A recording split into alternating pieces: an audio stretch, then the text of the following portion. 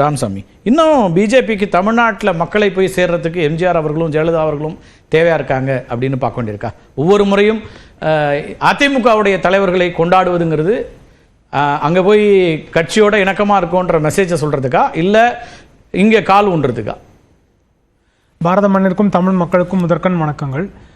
முதல்ல இன்னைக்கு ஜெயலலிதா அம்மையார் அவர்களோட பிறந்தநாள் அப்படின்றனால எல்லாரும் அரசியல் சார்ந்த கருத்துக்கள் மட்டும் இல்லாமல் முக்கியமாக ஒரு விஷயத்தை நம்ம பார்க்க வேண்டிய இருக்குது. இன்னும் ஆணாதிக்கம் அதிகமாக இருக்க சமுதாயம் நம்மளோடது. அந்த சமுதாயத்தில் அவர்கள் தேர்ந்து வந்த 2 இண்டஸ்ட்ரியும், சினிமா இண்டஸ்ட்ரியாக இருக்கலாம், பாலிடிக்ஸாகவும் இருக்கலாம், அந்த இடத்துல ஸ்ட்ராங்காக இருந்த ஒரு லீடர்.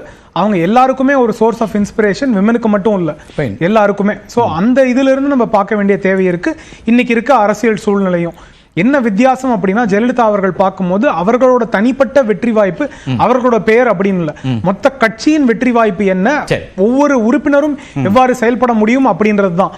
ஒன்றும் இல்லை, பல முன்னாள் மந்திரிகள், இன்னைக்கு இருக்கிற எம்எல்ஏக்கள், இல்ல திமுகவுக்கு சென்ற உறுப்பினர்கள்லாம் கூட பாத்தீங்கன்னா ஜெயலலிதா அம்மையாரை பத்தி பேசும்போது அவர்கள் ஆளுமை அப்படின்ற அவர்கள் ஆட்சியில் இருந்த காலத்தில் மட்டும் இல்ல, ஆட்சியில் இல்லாத காலத்திலும் அவரோட செயல்பாடு என்ன இருந்தது அப்படின்றத வச்சு அவங்க பேசுறாங்க. இன்னைக்கு ஆட்சியில இல்லாத போது இந்த அதிமுகவோட செயல்பாடு எப்படி இருக்கு அப்படின்றத வச்சுதான் நம்ம அதே கம்பேர் பண்ண முடியும். இதுல ரொம்ப சிம்பிளா அவங்களோட கேள்வி வந்து இந்த நம்பிக்கை எது, நாகரிகம் எது, வியூகம் எது அப்படின்னு. உள்ள இங்க அரசியல் சார்ந்து இருக்கனால இவங்க 3 பேரோட இன்னைக்கு இருக்க ஸ்டேட்மெண்ட் எடுத்துக்கிட்டோம் அப்படின்னா,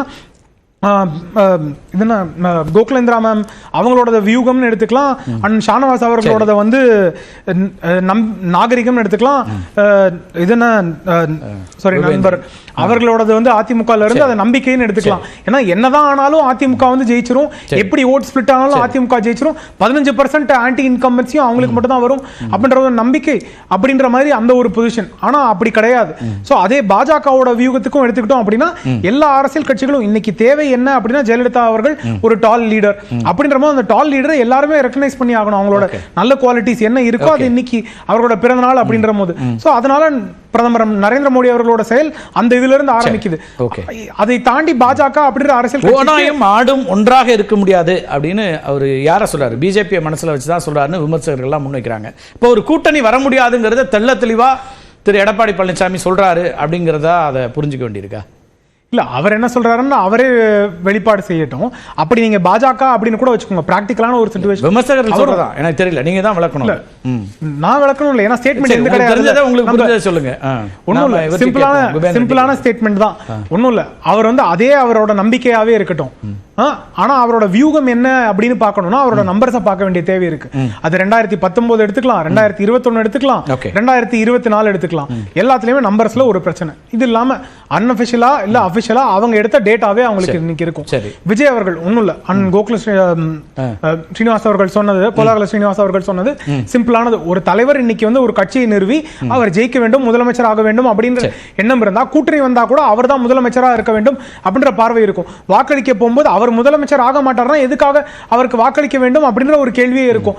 அப்படின்ற போது ஜெயலலிதா அவர்கள் நடத்தி வந்த இந்த கட்சியிலிருந்து இன்னைக்கு எடப்பாடியார் அவர்கள் கூட்டணி விஜயோட சேரணும் அப்படின்னா அவர்கள் வந்து யார் முதலமைச்சர் கேண்டிடேட் அப்படின்னு சொல்லுவாங்க. யாராவது ஒருத்தராவது நான் வந்து என்ன கருத்து இருக்கு? அதிமுக தொடர்ச்சியா ஆட்சி பொறுப்புல இருந்த பெரிய கட்சி, அவங்க தான் முதலமைச்சர் வேட்பாளராக இருக்க முடியும். ஒரு பிராக்டிகல் பாசிபிலிட்டி இருக்கணும். அதனால தான் எடப்பாடியார் அவர்கள் சொன்ன ஸ்டேட்மெண்ட்ஸ் எல்லாம் வெறும் நம்பிக்கை மட்டும்தான். அது வந்து பிராக்டிகலா பாசிபிளா இல்லையா அப்படின்னு ஏன் பிராக்டிகலா பாசிபிலிட்டி இல்லங்கிறீங்க? அவங்ககிட்ட தான் 20% மேல இன்னமும் வாக்குகள் வச்சிருக்காங்க. நான் சிம்பிளா வேற ஒரு அரித்மெட்டிக்கே போவேணும். அவங்க எடுத்த டேட்டா அவங்க கிட்ட இருக்கும். நான் டேட்டா இல்லாம மட்டும் சொல்றேன். ஒண்ணுல தமிழ்நாட்டுல இருக்க தியேட்டர்ஸ் மட்டும் எடுத்துக்கோங்க. அந்த தியேட்டர்ல இருந்து ஒவ்வொரு தியேட்டருக்கும் 50 ஓட்டு இருக்கு அப்படின்னு வச்சுக்க சொல்லுங்க விஜய் அவர்களுக்கு. அந்த ஓட்டு வந்து கான்ஃபிடென்ட்டா இவருக்கு போகும் அப்படின்னு. ஆன்டி இன்கம்பன்சி சொல்லியிருந்தாரு, உங்களுக்கு நினைவூட்டுறேன். ரசிகர்கள் வேற, வாக்காளர்கள் வேறங்கிறத நான் 8வது ஆண்டுல புரிஞ்சுக்கிட்டேங்கிறாரு. களத்துக்கு வந்த நேரடி அனுபவத்திலிருந்து அவர் சொல்றாரு.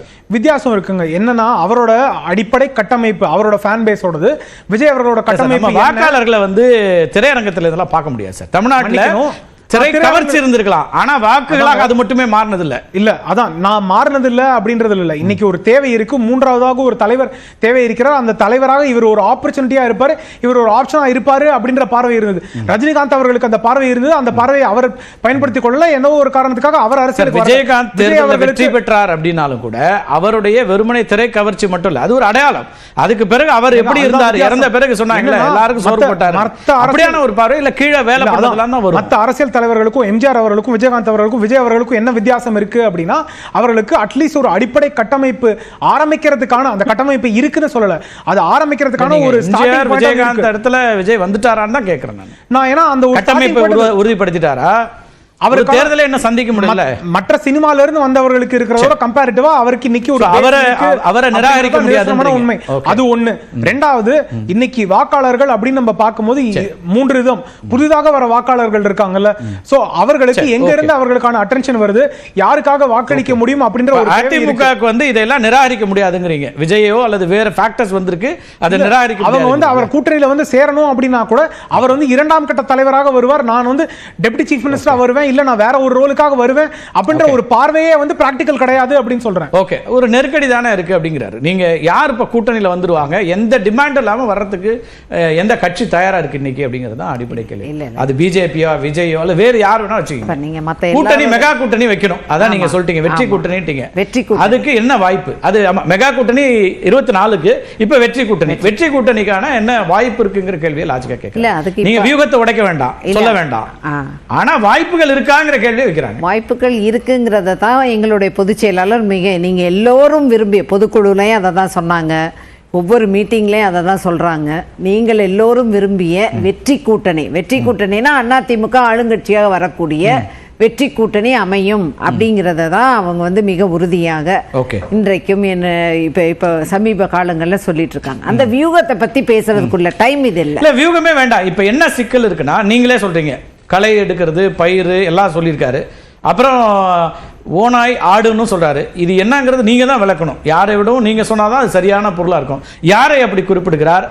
களை எடுக்கிறதுன்னு ஓபிஎஸ் அவர்களை சொல்றாரா, அல்லது எதிர்த்து போனவர்கள் எத்தனை பெரிய சொல்றாரா அப்படின்னு புரிஞ்சுக்க முடியுது. யாரெல்லாம் கட்சிக்குள்ள கலகம் பண்ணாங்க அல்லது கட்சியினுடைய ஒற்றுமைக்கு எதிராக இருந்தாங்கன்னா களை எடுக்கிறேன், நான் தனிநபர் கூட சொல்ல.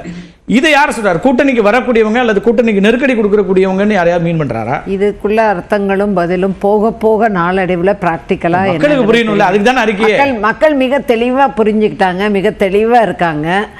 ஆனால் அதுக்கான பல்வேறு கருத்துக்களை இப்போ நம்ம சொல்ல ஆரம்பிச்சோம்னா அது ஒரு தனி வியூகங்களா போயிடும். அதனால உங்க பொதுச்செயலாளருடைய அரசியல் வரலாறு தெரியும். ஒரு கருத்தை அவர் முன்வைக்கிறார்னா அந்த கருத்து என்னவாக போகும்னு தெரியாம எந்த கருத்தையும் அவர் பேசுனதில்லை. சில நேரங்களில் அவாய்ட் பண்ணியிருக்கிறார் பேசுறது கூட.